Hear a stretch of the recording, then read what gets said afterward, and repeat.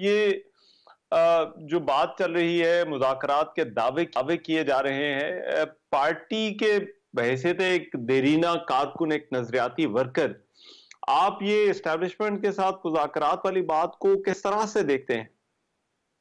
बिस्मिल्लाहिर्रहमानिर्रहीम। अल्लाहुम्मा सल्लि अला मुहम्मद व अला आलिहि व सहबिहि वसल्लम। इस वक्त पाकिस्तान को बहुत ज्यादा चैलेंजेस हैं, बैनुल अक़वामी चैलेंजेस भी हैं और मुल्की सलामती के भी हैं।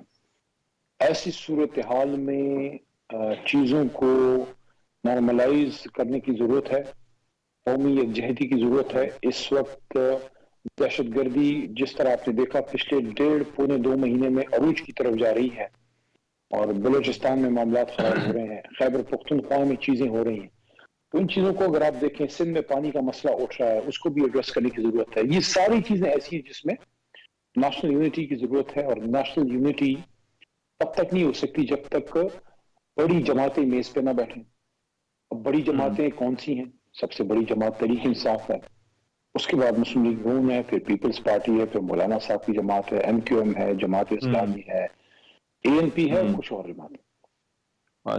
अच्छा, मेज पे कैसे बैठेगी अगर सबसे बड़े लीडर को आप बुलाएंगे ही नहीं? उस पर पॉलिटिकल केसेस आपको खत्म करने पड़ेंगे। ये अदालतों के केसेस नहीं है, ये जनरल केसेस नहीं है, पॉलिटिकल केसेस हैं। उसका देखें, जिस रास्ते आप जाते हैं आपने उसी रास्ते आना होता है। आप खुद लॉयर हैं, उन चीजों को समझते हैं। मैं एग्जांपल दूंगा, हमारे लॉ में जिस तरह एक सब्जेक्ट होता है उसको क्रिमिनल लॉ कहते हैं। क्रिमिनल लॉ के पर्चे में आप सिविल लॉ का जवाब नहीं लिख सकते, या इसको इस तरह से ले लें कि माशरती उलूम के पर्चे में आप हिसाब का जवाब नहीं दे सकते।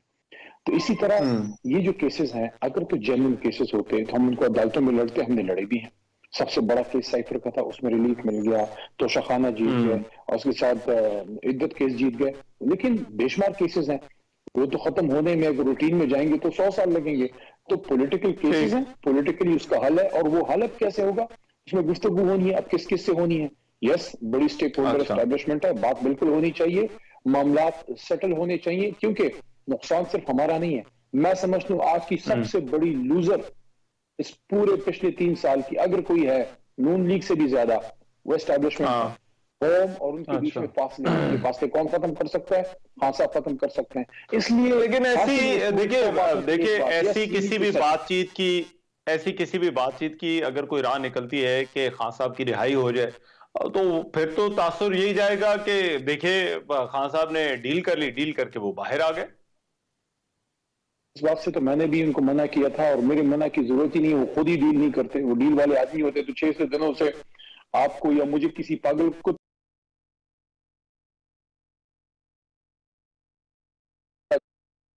डील जिसने करनी होती है ना, डील हफ्ते में करके निकल जाता है, साइड पे हो जाता है। महीना गुजार लें, 2 महीने गुजार लें, not more than that. Deal नहीं करेगा खान। अच्छा, अब बाहर आके देखें, इसको एक और तरीके से देख लें। इमरान खान साहब की बात हो गई, डिस्कशन हो गई, मुज़ाकरात हो गए, हुकूमत से भी हो गए, एस्टैब्लिशमेंट से भी। एस्टैब्लिशमेंट से मुज़ाकरात नहीं होते, वो मैं समझता हूँ एंगेजमेंट होती है। बहरहाल हो गया, खान साहब निकल आए बाहर। अच्छा, अगर डील होगी तो फिर क्या होगा?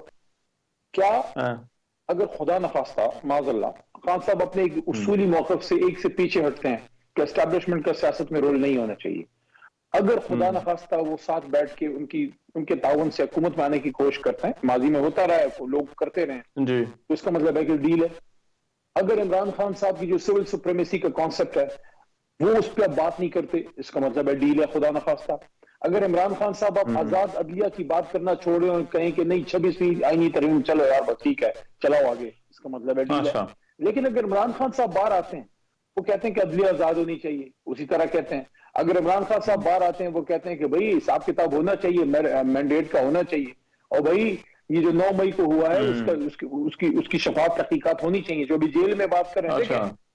जी, to cut the long story short, Imran Khan sahab जो जेल में बात कर रहे हैं 4-5 मोटी चीजों पे, इलेक्शन पे, इंटरनेशनल अफेयर्स पे, बड़ी ताकतों से ताल्लुकात पे, जुडिशरी वाले मामलात पे, एस्टैब्लिशमेंट वाले मामलात पे, इलेक्शन वाले मामलात पे, इलेक्शन कमीशन वाले मामलात पे, रजीम चेंज के मामलात पे, 9 मई पे, अगर जेल से बाहर आके खुदा न खास्ता उनका वो बयानिया बहुत ज्यादा डिफरेंट होता है, फिर आप आगे डील। लेकिन अगर वो उन्हीं इश्यूज पे उसी तरह खड़े रहते हैं और इमरान खान साहब बाहर आते हैं, तो फिर डील नहीं। ये तो वक्त साबित लेकिन देखिए ये बड़ी फाइन लाइन है ना, बड़ी फाइन लाइन है अली भाई। इसमें फाइन लाइन ये है कि एक तरफ ये भी कहा जा सकता है कि एस्टैब्लिशमेंट मजबूर हो गई और उन्होंने आगे जो है वो कहा कि ठीक है खान साहब बाहर आ जाएं और बाहर आकर जो है वो अपने मामलात को जो है वो देखें। और दूसरा ये है कि खान साहब से जो है वो डील कर ली और खान साहब इतने कमजोर हो गए थे। तो मैं सिर्फ ये कि ये बड़ी एक बारीक लकीर है, तो तहरीक इंसाफ इसको किस तरह से जो है। जी Agreed. Very important point. And let me elaborate very clearly. जी इस पे कोई खुश होता है तो खुश हो, नाराज होता है तो नाराज हो, अपने हो या पराए, मुझे परवाह नहीं है। मुझे मेरे मुल्क की परवाह है, मुझे मेरे लीडर इमरान खान की परवाह है। That's all. देखें, ये चीज आगे जाने के लिए कि मैं हार गया तू जीत गया, तू हार गया मैं जीत गया, उसकी जीत होगी फलाने की हार होगी, इस चीज से निकलना होगा। अगर तो मुज़ाकरात होते हैं और ये चीजें बेहतरी की तरफ जाती हैं और आखिर में सब एक बात करते हैं कि ना मैं हारा ना तू जीता, पाकिस्तान जीता, फिर तो ठीक है। उसके लिए क्या करना पड़ेगा, इसका रास्ता भी आपको इमरान खान ने दिया है। ऐसा नहीं है, वो आदमी लीडर है, वो अपनी बात नहीं मुल्क की बात करता है। खान साहब ने जब ये बात की मुझे पिछले साल 16 फरवरी को एग्जैक्टली, जब मैंने उनको कहा कि फतह मक्का मॉडल, मैं माफी वाली बात की तरफ जा रहा था कि सब एक दूसरे की तरफ बढ़े आगे, तो खान साहब ने कहा truth and reconciliation commission. Truth and reconciliation commission में क्या होता है, उसमें मैं अपनी जीत नहीं चाहता कि मैं रहमान अजहर को नीचे दिखा के आगे बढ़े। कभी भी 2 या 3 फरीकों में अना की जंग जीत के कभी भी मामला हल नहीं होता। इसलिए इसको ट्रूथ एंड रिकंसिलिएशन कमीशन कहते हैं कि आप जब जिरगा करते हैं, आप जब बैठते हैं, जब बात हल करते हैं। तो खान साहब ने वो बात उस दिन भी की, 1.5 साल पहले, और आज भी जब ये 23 दिसंबर को ये मुज़ाकरात की पहली बैठक हुई थी, 22 दिसंबर को 2024 को, फायर मैसेज भिजवाया साहबजादा हामिद रजा के जरिए, जो तर्जुमान थे उस वक्त उस कमेटी के, कि इमरान खान जाती इंतकाम नहीं लेगा। यार इतना बड़ा आपको इमरान खान ने रास्ता दे दिया है कि जाती इंतकाम नहीं लेगा। मतलब क्या है, मतलब यह है कि हुकूमत ने अगर कुछ जुल्म किया है, एस्टेब्लिशमेंट के हाथ से ज्यादती हुई है, आपस में मामला खराब हुए हैं, किसी का जाती इंतकाम, जाती नुकसान तो इमरान खान नहीं माफ कर सकते। लेकिन वो अपनी बात कर रहे हैं कि यार मैं as a former prime minister, as a leader of the largest political party of the country, I am saying this कि I will not go for political vendetta. मैं सियासी इंतकाम नहीं लूंगा, मैं मुल्क को आगे लेके जाऊंगा। अब इसके आगे और क्या वो आपको बात करे। ठीक है, लेकिन अब इसमें एक चीज जरा उसकी वजाहत कीजिएगा। देखिए आपने कहा एस्टैब्लिशमेंट से तो एंगेजमेंट होगी, और अगर होती है तो ठीक है, पाकिस्तान के लिए हो रही है। लेकिन जो मुज़ाकरात हैं या बातचीत हैं, तो वो भी हुकूमत भी ये कहती है कि वो सिर्फ सियासतदानों से हो सकते हैं। और ISPR ने भी एक जो है वो मर्तबा कहा था कि सियासतदानों से मुज़ाकरात करें। तो फिर एंगेजमेंट तो चले एस्टैब्लिशमेंट से होगी, क्या सियासतदानों से मुज़ाकरात हो सकते हैं या होने चाहिए? देखें, आज सुबह असेंबली में भी मेरे से पूछा गया, ये दूसरा बड़ा अहम सवाल है और इसमें मैं थोड़ा एलैबोरेट करूंगा। पहली बात तो ये है कि DG ISPR साहब से सब एहतराम, आप हमारी भी DG हैं, सबके DG हैं, हमारी काबिल एहतराम है। मैं बयानी फरमाए सियासी बातों से थोड़ा सा आप दूर रहिए, हम कर लेंगे। हम सियासतदान आपस में बैठ के कुछ सियासी इश्यूज हल कर लेंगे, आपको तकलीफ की जरूरत नहीं है। हम सियासतदान मुल्क बना सकते हैं ना। ये जो पीछे तस्वीर लगी है, सियासतदान था ना, कोई फौजी जनरल था ना जज था, एक वकील था, सियासी कारकुन था। अगर मुल्क बना सकते हैं, मुल्क चला भी सकते हैं, बचा भी सकते हैं। लेकिन कुछ आपका रोल है, एस्टैब्लिशमेंट को कह रहा हूं, कुछ हमारा रोल है। आपका काम हम नहीं कर सकते, हमें हमारा काम करने दें। बॉर्डर पे कोई सियासतदान जाके नहीं लड़ सकता, दहशतगर्दों से नहीं लड़ सकता।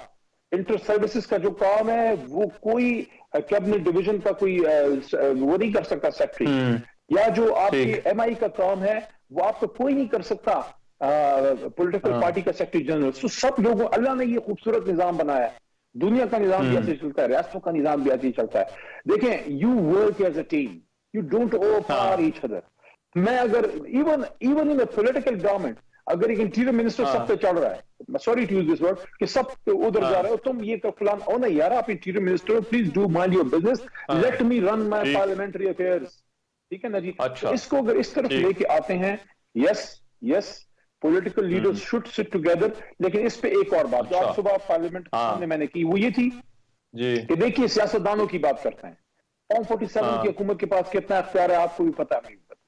अच्छा, अगर इस वक्त फौरी मैंडेट की वापसी की बात होती है तो ये तो सुकरात का जहर का प्याला है। सुबह भी मैंने ये बात की कि क्या मोहतरम शहबाज शरीफ साहब ये जहर का प्याला पीना पसंद फरमाएंगे? क्योंकि अगर वो इसकी शफाफ तहकीकात करते हैं तो शहबाज साहब तो अपनी भी सीट से जाएंगे।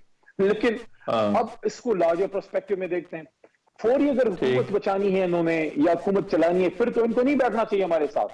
हमारे साथ बैठेंगे, हम मैंडेट की बात करेंगे, इनकी हुकूमत जाएगी। लेकिन अगर आप मुल्क का सोचते हैं, अब ये बात शहबाज शरीफ साहब की मैं नहीं कर रहा, मैं नहीं समझता वो इसको इस तरह सोचेंगे। ये बात नवाज शरीफ साहब के करने की है कि वो इसको इस तरह से लें, और जरदारी साहब की भी, अल्लाह उनको सेहत दे। मुझे नहीं पता कितनी उनकी बीमारी है, लेकिन चलो जो भी सूरत हाल है।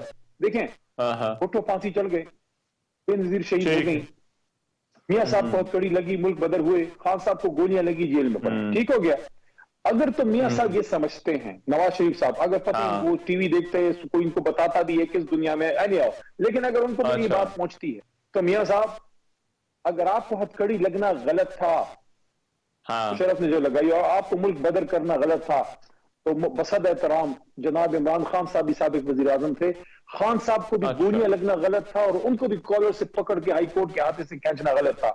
जिस तरह भुट्टो को फांसी लगना गलत था, इसी तरह हम जैसे लोग, हम तो पढ़ने निकलने वाले लोग थे, कलम के मजदूर हैं हम, हमारे हाथों में हथकड़ियां डाल के हमें अपने अपने शहरों, मुझे मर्दान बार में आपने घसीटा एक तरह से, आप समझते हैं कि मेरी इज्जत कम हुई, मर्दान ने मुझे 1 लाख वोट से दोबारा आपके सर पे बैठा दिया पार्लियामेंट। तो इस तरह आप ना करें। इसलिए मैं ये कह रहा हूं कि इन द लार्जर पर्सपेक्टिव, अगर मियां नवाज शरीफ ये समझते हैं, या जरदारी साहब ये समझते हैं, या बड़े पोलिटिकल और मौलाना साहब वॉटेवर, कि भाई अच्छा गई साहब हैं, बाकी भी सीनियर क़यादत है, जमात इस्लामी है, कि यार मुल्क ऐसे नहीं चल सकता, तो फिर आपको थोड़ा दिल बड़ा करके फिर कुछ बड़े मजबूत सख्त फैसले करने होंगे, जिसमें आपका इख्तिदार भी जा सकता है। लेकिन आपका इख्तिदार तो चला जाएगा, मुल्क बच जाएगा, जमहूरियत बच जाएगी। और एस्टैब्लिशमेंट को यही कह रहा हूं, आप खुदारा सियासत के गन में ना आए। आप किसी जमात के नहीं हैं, आप नून के नहीं हैं, आप पीटीआई के नहीं हैं, आप पाकिस्तान के हैं, पाकिस्तान के रहिए। जब आप साइड पे रहेंगे, आप गन में नहीं पड़ेंगे, आपस में हम सियासी लड़ाइयां लड़ेंगे, आप अपना काम कीजिए, सब आपको एहतराम देंगे। राइट, लास्टली मुख्तसरन अगर आप मुझे बता सके, ये फैसला साजी का जो मैकेनिज्म है, पार्टी को इसमें बड़ी मुश्किल आ रही है। अब क्या वजह, आपको इसकी वजह क्या नजर आती है? क्या खान साहब से मुलाकात ना होना ही मेन वजह है जिसकी वजह से फैसले नहीं हो रहे? एक बड़ी जरूरी बात है, इसका जवाब भी देता हूं। देखें, आज मैंने एक ट्वीट की है मसले फलस्तीन पे। मैं समझता हूं कि जॉइंट सेशन होना चाहिए। मैंने जो है ये तजवीज स्पीकर साहब के जरिए वजीर आजम को भी भिजवाई है, पता नहीं वो भेजते हैं या नहीं, लेकिन मैंने तजवीज दी है कि जॉइंट सेशन बैठे। जो इतना बड़ा आपने हमालिया खड़ा किया है, ये बैठे मसले फलस्तीन पे, हमारे बच्चे मर रहे हैं उधर, तो खुदारा सारी जमातें सियासत से बाहर करोगे, इस पे बैठे। जहां तक हमारी जमात की ये बात है, यस, मेरे ख्याल में खान साहब से रेगुलर मुलाकात का ना होना एक बहुत बड़ी वजह है। उसकी वजह है ना, वो ये है, देखिए गौर साहब चेयरमैन जरूर हैं, लेकिन गौर साहब उस तरह बाइख्तियार नहीं है, खान साहब से डायरेक्शन लेते हैं, तो खान साहब से डायरेक्शन उस तरह से मिल नहीं पा रही। इस वजह से ये एक बड़ी रीजन है। लेकिन मैं एक चीज आपको बताऊं, मुझे बड़ा अच्छा लगा, कल पॉलिटिकल कमेटी की मीटिंग थी और उसमें बाकायदा गौर साहब ने और राजा, मैं दोनों को अप्रिशिएट करता हूं, दोनों ने कहा, कमेटी को बताया, थोड़ी सी मिसअंडरस्टैंडिंग थी, हमने दूर कर दी है, कोई इल विल नहीं है, ये होती है मैच्योर पॉलिटिक्स। लेकिन yes, we need to be a bit more mature, yes, we need to be more clear headed. ठीक है, राइट, बहुत शुक्रिया। अली मोहम्मद खान साहब हमारे साथ मौजूद, पाकिस्तान तहरीक इंसाफ के रहनुमा, बात कर रहे थे। प्रोग्राम में एक ब्रेक शामिल कर रहा हूं, वापस आ रहे हैं इस ब्रेक के बाद।